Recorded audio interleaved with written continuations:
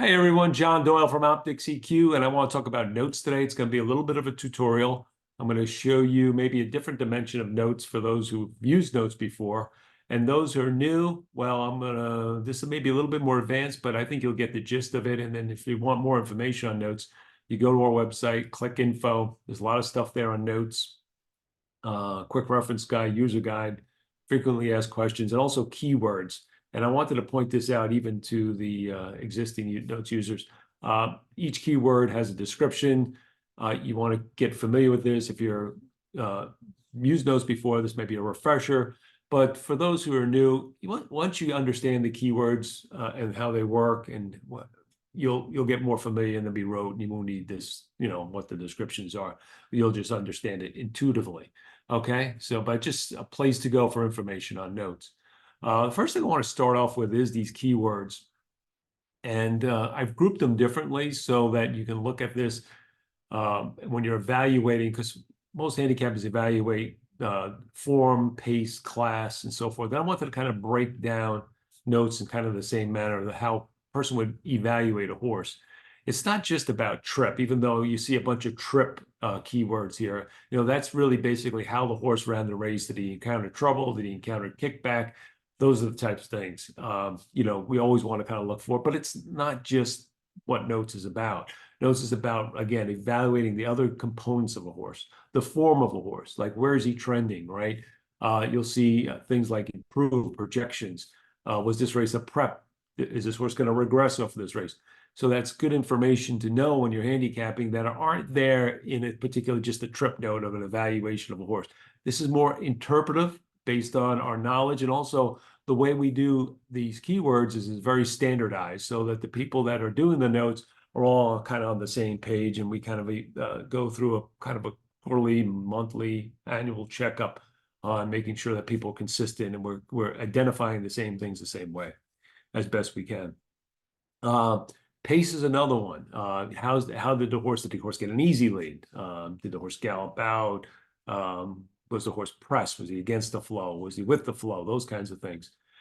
Class is another one. And this is a great one because this is a visual interpretation, right? Because you'll see horse, is he going up and down in class? Yeah. But, did the horse show grit? So is he capable of taking up a level? Was it a weak race that come out of, a strong race? Was it a key race? All good stuff. Suitability is another one. I'm looking down here. It's like, is the horse suited to the conditions, the distance, one or two versus two turns, route, shorter, synthetic, weather. You see a lot of races with weather. You want to kind of evaluate those races where a horse may not or may prefer that kind of surface. And it's good to have that information readily available in short keywords so that you can really spend more of the time kind of evaluating and analyzing a horse. And I'm going to get to a race tomorrow that kind of takes this into all these types of things into consideration. Another thing is is the trainer hot or cold? That's a really important thing. Sometimes you'll see trainers burst and the horses will flatten out. And when they go through that, you want to kind of evaluate the horse's form in context of that. And then there's the situational things. Was the horse not pushed? How were the tactics used in that race and so forth. So this kind of breaks it down. But again, you're not evaluating just trip. You're evaluating with OptixNOTES. You're evaluating the form, the total form, the pace, all those things that we do and analyze a race and try to handicap a race. They're in notes. This is kind of a visual representation. This information is nowhere else and nowhere else in this format. So yeah, I love notes, and I think a lot of our users do. But this is kind of trying to give other people an idea of what this means when you see these keywords, and what we're trying to attempt to do. So let's look at a race on February 7th, which is tomorrow at Gulfstream. It's the second race. It's a turf race. And sometimes you got a lot of these races, you got horses trying turf for the first time or coming over to the turf and so forth. The one thing I would notice right away is, let's look at the number one horse. Let's start with the number one. Just kind of get a feel for how this thing works. So this horse sprints, debut, had some trouble, was green. And notice the projection. We think this horse would improve with more ground. Now, the horse ran second last time. Looked like his figure took a little bit of a hit, but still, this horse improved stretching out in the sense that he went from running fifth to second at the same level. And then this horse, you see the numbers gradually came back up. So, could have been an outlier or what, maybe the timing of the race, who knows? But you can see this horse kind of proved number-wise after that. And this last race was off a 67-day layoff. Horse looks like he's going in the right direction. Wants more distance, at least from initially. Now he cuts back. He ran 7.5 furlongs, get a little bit more distance. Contender. I just wanted to, again, show you the key word saying that this horse would improve and stretch with more distance, and he has. And that's just kind of the way that goes. The favorite in this race, so that horse is the second favorite in the morning line. Okay. So if that stays, this will be an interesting race because you have a horse that's looks like he's dropping. He's coming in from Churchill Downs. And all this the horse has done is sprint, right? I mean, 4.5, 5, 5, 5, has never stretched out. So hasn't been, a note here, a keyword that says this horse is going to get better with more distance. It just, that doesn't say. Not say it can't. The horse has improved figure-wise, but there's no indication that this horse is going to improve just visually, right off the bat. The other thing to note about this horse is notice the projection that when he did run on turf, it was a dirt projection from us, meaning that this horse is probably better suited for dirt. And he did come back and improve now he dropped also.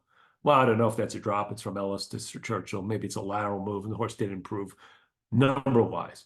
So this horse is the morning line favorite. So there is some vulnerability here, right? Churchill, 139 days hasn't run since then. Was the next race after that Churchill race was entered for 20,000. Okay, so he's dropped significantly. It's changed barns since. To me, this horse, just based on this, would be a horse that would kind of look to play against, right? Especially if he is the favorite, or even if he's short second choice in this race. And again, it kind of triggers like this is suitability. It has nothing to do. This, you can talk about notes and, this horse did this and this and that race. But in this particular case, it really comes down to suitability. The horse hasn't run at this distance. I don't see any keywords to say that, he's going to be better routing. And we got a negative kind of keyword and saying that dirt is maybe a preferred distance, a preferred surface for this horse. Okay. So that's kind of another way to interpret notes. I thought that the 3 horse was kind of interesting. Comes out of what I would say is a key race. So he had a race that came back strong, routing on the turf in his debut. Now ran a C. So C is like kind of a poor performance, but the speed figure is not terrible comparatively, right? You see the Optix fig range for the race is 63 to 69. What does that mean? Well, based on surface distance, this is what these horses are capable of running so far. You look, if you go over to the par for this kind of level, like it looks like, 70, high 70s, low 80s. So this horse, second start, drop in class, especially the fact that it was a key race. So it's not just a drop from a normal maiden special. It was a maiden special key race. Comes in the next time wide, no cover. That's not a good trip. Couldn't keep up, off of that pace. Again, maiden special weight, but it was on synthetic. So we're going to, if you want to kind of overlook that a little bit, because the horse's first performance was on turf. Today's surface is turf. It's turf, so that's good. And this horse gets a significant class drop again from maiden special to maiden claimer. That's always a good thing. So this horse to me is a contender. We have another horse that's dropping from maiden special to maiden claimer. That's the 6. That horse is a long shot. But there's, again, suitability, 1 turn and drop. So, he's getting the drop, which is good, but no keep in 1 turn means that this horse is probably more suited to a 1-turn race. Today's grass race is not, again, no indications of any type of turf keyword to say this horse is going to be better suited to turf. So, I don't want to go through all the other contenders here because I thought the 3 was interesting with the drop and the switch back to turf coming off that key maiden special weight. And I thought negative on the 2, going from dirt to turf and stretching out. So again, that just kind of shows you some ways of not just like looking at a horse's trip note, but looking at the horse's suitability, class, things that traditional like trip notes don't cover. So when you think about OptixNOTES is more than trip notes.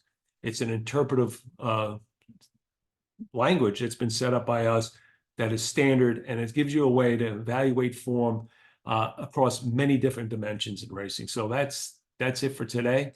Want more of this information, go to OptixEQ.com. I'm John Doyle, and thanks for listening.